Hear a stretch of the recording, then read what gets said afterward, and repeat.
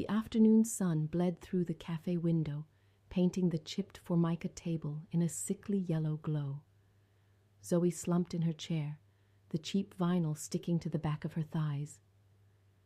"It's all just one big festering pile of—" She choked, searching for the right word. "Shit." Across from her, Marlene, a woman built like a brick shithouse and draped in a kaleidoscope of African prints, raised a skeptical eyebrow. Marlene had seen it all, smelled it all, and probably stepped in most of it herself.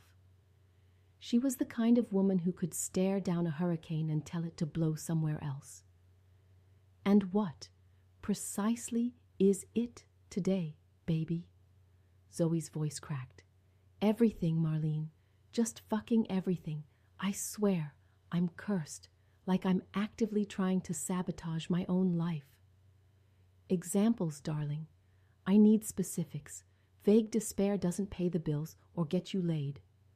Marlene's tone was dry, a desert wind that stripped away the bullshit. "My apartment? A glorified crack den. My hair?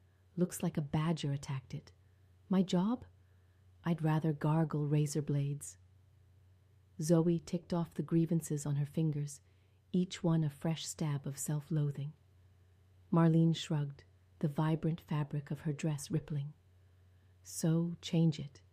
You got hands, don't you? A brain, allegedly. With a philosophy degree? I'm qualified to ponder the meaning of life while serving lattes to trust fund babies." Zoe's laugh was a harsh, humorless bark. "Well, at least you got Stuart," Marlene countered, searching for a silver lining in the gathering storm cloud that was Zoe's existence. Reliable Stuart. Sensible Stuart. Stuart. The name alone left a bitter taste in Zoe's mouth. Her mind flashed back to the previous evening, the fluorescent kitchen light glinting off his sweaty forehead as he sat at the table, already halfway through a bottle of cheap Merlot, despite being clad in his running gear. The picture of health, or so he liked to believe. She'd proudly presented him with a perfectly roasted chicken, a small offering of domestic bliss. He'd taken a massive gulp of the wine, his Adam's apple bobbing, and then the horror. His face contorted, his eyes narrowed into slits of pure disgust. He spat the mouthful of wine back into the glass, the crimson liquid swirling like blood. "Red wine, with chicken," he'd sneered, as if she'd personally insulted his lineage. The unspoken accusation hung in the air. "You're not good enough. You never will be."